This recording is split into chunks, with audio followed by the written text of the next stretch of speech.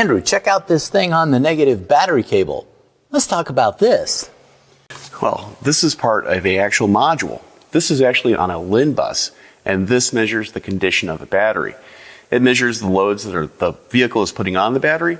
It's also measuring the temperature of the battery, and it's also looking at the internal resistance inside the battery to estimate the life, cold cranking amps, and other things that could go wrong with the battery itself.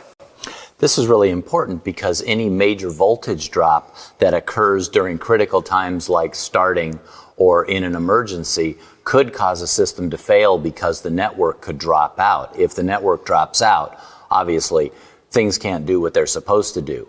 So your scan tool will actually give you diagnostic aids on this. So if you've got strange drivability problems or U codes coming up, do not forget to take into account these types of diagnostic codes.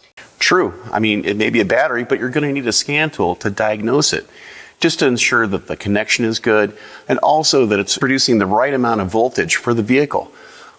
Let's say it drops down to 7 volts for, let's say, 2 or 3 seconds. What's going to happen to the vehicle?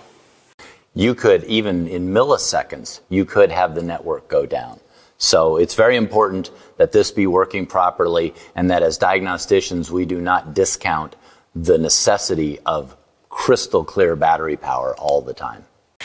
And you're going to see this battery technology on vehicles with ADAS systems, lane keeping, also advanced stability control systems, because all of these new technologies do require an increasing amount of power to power the vehicle, even if it has a large alternator on it.